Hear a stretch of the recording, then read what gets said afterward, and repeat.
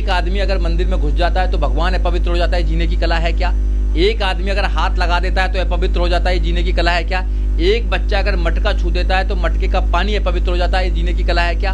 अगर एक व्यक्ति मूंछ रखाना चाहता है और दूसरे आदमी के पेट में दर्द होता है, जीने की कला है क्या? एक ऊंचा एक नीचा जाति के नाम पर, ये जीने की कला है? ऐसी जीने की कला हमें नहीं चाहिए। ये पूजा, गाय की पूजा करेंगे, गाय को मां मानेंगे, गाय के नाम पर लोगों को लिंचिंग करेंगे, मगर इंसान को इंसान मानने के लिए तैयार नहीं है। हजारों सालों से ये लोगों को अछूत बनाते आए हैं, अछूत मानते हैं जाति के नाम पर। और जाति के नाम पर जो इस देश के अंदर शोषण है वो दुनिया में कहीं शोषण नहीं है। आप जाति के नाम पर शोषण करेंगे और गाय को पूजने का काम करेंगे, आप जानवरों को पूजने का काम करेंगे, आप पेड़ों को पूजने का काम करेंगे, आप पत्थर को पूजने का काम करेंगे, उनके अंदर प्राण प्रतिष्ठा करने का काम करेंगे, उनको भगवान बनाने का काम करेंगे, मगर इंसान को इंसान मानने के लिए तैयार नहीं हो, तो ऐसा धर्म नहीं चाहिए हमें। गाय के नाम पर गाय को मां मानेंगे और महिला अगर दलित महिला होगी तो उसको मंदिर में नहीं घुसने देंगे आप। तो ये डबल स्टैंडर्ड है, डबल चेहरा है। आस्था नाम की कोई चीज नहीं है। आस्था क्या होती है? आस्था, अगर आप गोबर को गणेश मानेंगे तो आस्था बोलते हैं क्या उसको? गोबर को गणेश मानेंगे, आस्था हो जाएगी। एक बाबा का कहेगा, अगर बाबा कहेगा कि एक पत्थर पर दूध चढ़ाने से आपका बच्चा पास हो जाएगा, क्या ये आस्था है? मूर्खता नहीं है क्या? ये मूर्खता है पूरी प्रकार। हो जाए पास। एक आदमी कहेगा खीर खाने से बच्चा पैदा हो जाएगा, तो वो वैज्ञानिकों को क्या करता है? ऐसी आस्था होती है। हम ऐसी आस्था को बेवकूफपना मानते हैं। हम उन लोगों को कहते हैं अपना इलाज कराइए। ये आस्था नहीं है, ये अंधविश्वास है, और अंधविश्वास का विरोध करना हर नागरिक का कर्तव्य है। देखिए, दिक्कत तो अगर ये है कि हिंदू राष्ट्र में जो हिंदू का पूरा आप ग्रंथ देखेंगे, मनुस्मृति आप देखेंगे, गीता देखेंगे, आप रामचरितमानस देखेंगे, तो वहां पर एक ही अपने ही समाज, अपने ही मतलब धर्म के लोगों के खिलाफ गाली दी गई है। उनको नीचा बताया गया, उनको अधम बताया गया, उनको तुच्छ बताया गया, उनको ऐसी परिस्थिति में लाके रखा गया कि ना को उनको एजुकेशन का अधिकार था, ना अच्छे कपड़े पहनने का अधिकार था, ना अच्छे घरों में रहने का अधिकार था, ना उनको आज तक भी मंदिर में प्रवेश करने का अधिकार नहीं है। मूंछ रखा ले तो कत्ल हो जाता है उनका। अगर बारात निकालना चाहते हैं तो बारात नहीं निकलने देने चाहते हैं, और अच्छा अगर मान सम्मान से जिंदगी जीना चाहते हैं तो मान सम्मान से जिंदगी भी नहीं जीने देते हैं। ये हायरार्की जो बना रखी है, ब्राह्मण क्षत्रिय वैश्य शूद्र का जो बना रखा है, हिंदू धर्म में जो एक प्रकार से ये क्रिमिनल कॉन्स्पिरेसी है, तो बाबा साहब डॉक्टर अम्बेडकर ने इसे छोड़ने की बात की है। क्योंकि हिंदू जो धर्म है एक षड्यंत्र है, और जब तक आप षड्यंत्र में रहोगे, जब तक आपके खिलाफ एक सोची समझी साजिश के द्वारा, कुछ चंद चालाक लोगों के द्वारा आपको अंधविश्वास में, आपको भय और भूत में, आपको भविष्य में, आपको भगवान में, और आपको ऐसे चीजों में रखा जाएगा जो आपको एक प्रकार से अंधविश्वासी बनाते हैं। इसलिए हिंदू राष्ट्र बनने की जो कल्पना कर रहे हैं, ये कुछ चंद लोग कर रहे हैं जो हजारों सालों से अपनी दुकान चलाते आ रहे हैं और अपनी दुकान को आगे बढ़ाना चाहते हैं। देखो, हिंदू राष्ट्र की बात तो बहुत दिन पहले से हो रही है, मगर अमित शाह ने बोल दिया कि कोई हिंदू राष्ट्र बनने वाला नहीं है। देश संविधान से चलता है, संविधान से चलेगा। बाबा साहब डॉक्टर अम्बेडकर ने इस देश में संविधान बनाया है जिसमें हिंदू, मुस्लिम, सिख, ईसाई, बौद्धिस्ट और जो किसी धर्म को भी नहीं मानते हैं, उन सबकी आस्था इस देश में है। भारत है ये देश, और भारत के संविधान से चलता है। ना तो यहाँ कोई हिंदुस्तान बनने वाला है, ना कोई यहाँ पे हिंदू राष्ट्र बनने वाला है। ये भारत है, भारत था और भारत रहेगा। बाबा साहब डॉक्टर अम्बेडकर ने इसे एक षड्यंत्र बताया है। जब भी बाबा साहब डॉक्टर अम्बेडकर ने 14 अक्टूबर 1956 को अपने अनुयायियों के साथ में बुद्ध धर्म की दीक्षा ली थी और बुद्ध धर्म में चले गए थे, उन्होंने कहा था कि अगर आपको मुक्त रहना है, आपको स्वतंत्र रहना है, आपको फ्री रहना है, और आपको इस देश का नागरिक अगर अच्छी तरह जीना, डिग्निटी के साथ जीना है, तो आप बुद्ध के रास्ते पर आ जाओ। हिंदू धर्म में कभी मत रहना। जीने की कला बताता है हिंदू धर्म, सरल जीवन बताता है। जीने की कला कौन सी है? जब एक ही व्यक्ति दूसरे व्यक्ति से नफरत करता है, जीने की कला है क्या? अपने ही धर्म के लोगों से आप नफरत करते हैं, जीने की कला है क्या? संविधान में मानव एक समान की बात करता है।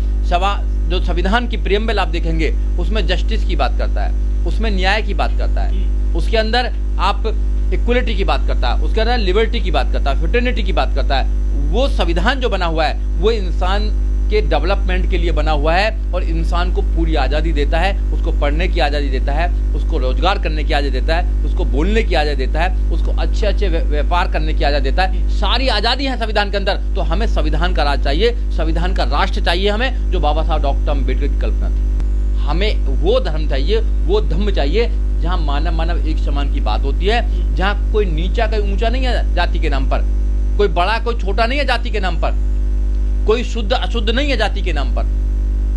समझ रहे हो बात को? तो ऐसा हमें धर्म चाहिए।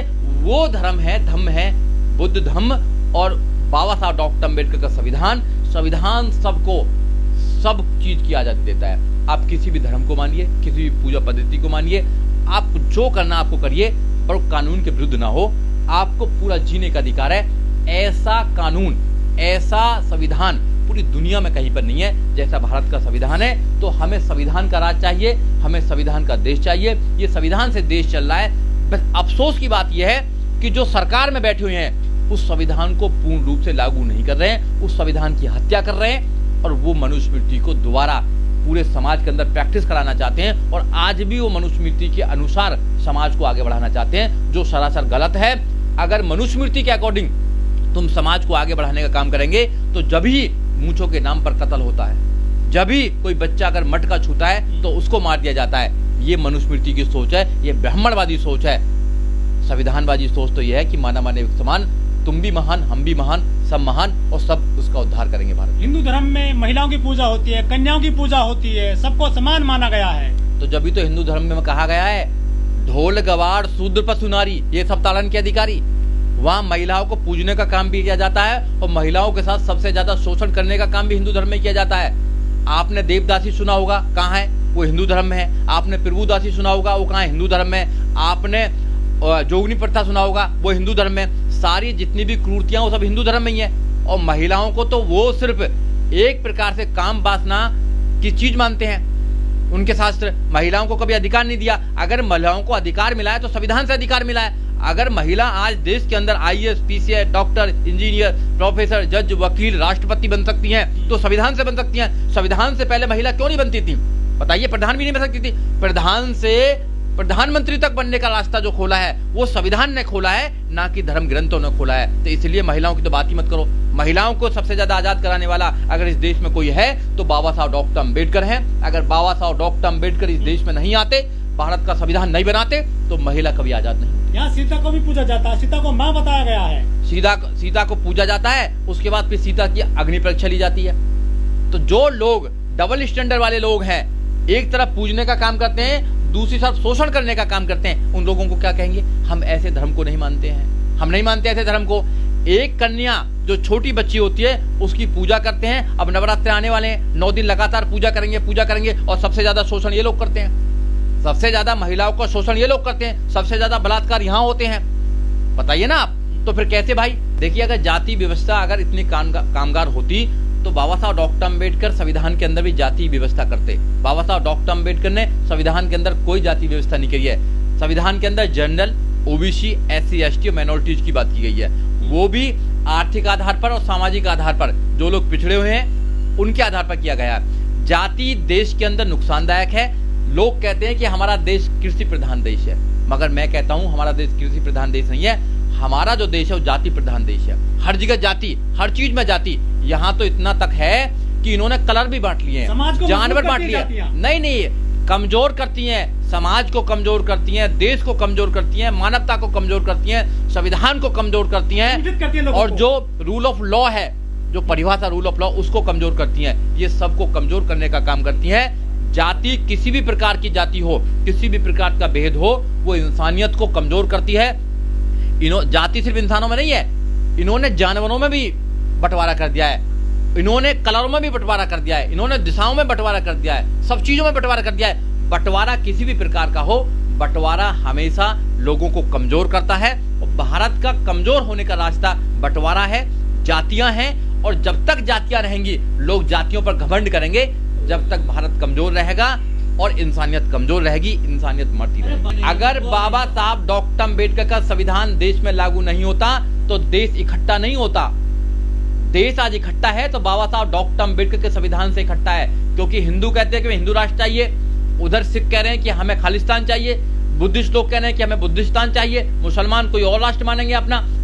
तो अगर संविधान क्या कहता है? संविधान कहता है कि कोई भी व्यक्ति किसी भी धर्म को मान सकता है, उसका पालन कर सकता है। हम अंधविश्वास का विरोध करते हैं। जो अंधविश्वासी है, भगवान भी अगर अंधविश्वासी है, भगवान के मानने वाले अंधविश्वासी है, मूर्ति पूजा अंधविश्वासी है, हम अंधविश्वास का विरोध करते हैं और जब तक करते रहेंगे जब तक हमारे शरीर में एक भी ब्लड का अगर बूंद है, जब तक करते रहेंगे। ऐसे काम तो दूसरे धर्मों में भी होते हैं, उनका तो विरोध नहीं करते आप हम लोग। सबका विरोध करते हैं। किसी भी धर्म में हो, कोई भी व्यक्ति करता हो, अगर वो देश में अंधविश्वास फैलाएगा तो प्रत्येक व्यक्ति का फंडामेंटल ड्यूटी है कि उसका विरोध किया जाए और समाज में अंधविश्वास को ना फैलने दिया जाए, क्योंकि अंधविश्वास लोगों को वहां तक लेके जाती है जहां इंसान कल्पना भी नहीं कर सकता आप है। मानते हैं 72 हूर होती हैं? कुछ नहीं होता, हुर कुछ नहीं होता।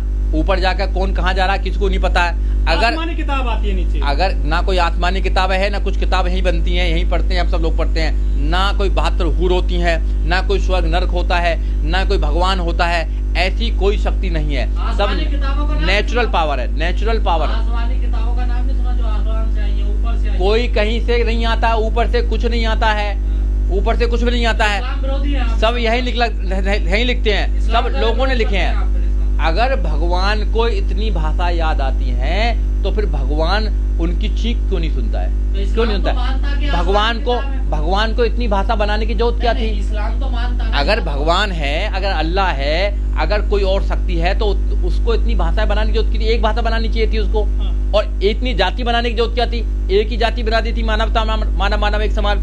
अगर ये बनाया ही है, इतनी सारी भाषाएं बनाई हैं, इतने सारे कल्चर्स बनाए हैं, इतनी सारी किताब बनाई हैं, इतने सारे धर्म बनाए हैं, तो वह इंसानों की उत्पत्ति है और इतने रंग बिरंगे भगवान बना दिए हैं। वकील साहब, कोई तो आसमान भगवान भी इंसान के द्वारा निर्मित किया गया है। आसमान में कोई प्रिंटिंग मशीन लगी हुई है कि जहाँ से किताब आती है वो आसमानी किताब बोलते हैं, जिसको हाँ, कहते हैं? ये तो बड़ा अच्छा सवाल है। कोई प्रिंटिंग मशीन ले लगी हुई है? अरे प्रिंटिंग मशीन की तो खोज बहुत बाद में हुई है। पहले तो पत्ताओं पे लिखते थे, पहले तो ये लिपि और हुआ करती थी।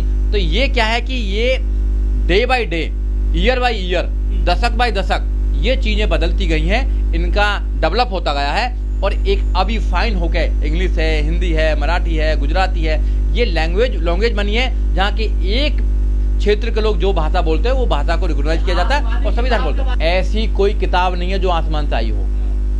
दुनिया में एक ही किताब है जो सबको आसमान तक ले जाती है, जो सबको बढ़िया कुछ करती है, वो है संविधान।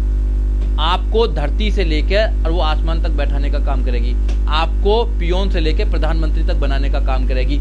ऐसी अगर कोई भी धर्म की किताब है, सारी धर्म की किताब एक तरफ रख दो, संविधान को एक तरफ रख दो, लाल किताब। तो संविधान का जो मूल्य है, संविधान का जो वजन है वो सबसे ज्यादा है, क्योंकि संविधान में तुम्हारे अधिकार हैं, तुम्हारे बच्चों के अधिकार हैं। संविधान ही आपको प्रधान से प्रधानमंत्री तक बनने का रास्ता देती है। कोई लाल किताब, कोई काली किताब, कोई नीली किताब, कोई पीली किताब, कोई कैसी किताब तुम्हें कुछ नहीं देती है। ये सब आपको षड्यंत्र में घुसाने का एक तरीका है, आपको अंधविश्वासी बनाने का तरीका है। लोगों की दुकान है, लोग अपना धंधा करते हैं लाल किताब, काली किताब, पीली किताब से। ऐसी कोई किताब नहीं होती है। अंधविश्वास से बाहर निकलो, जागरूक बनो, संविधान को पढ़ो, अपने बच्चों को आगे बढ़ाओ।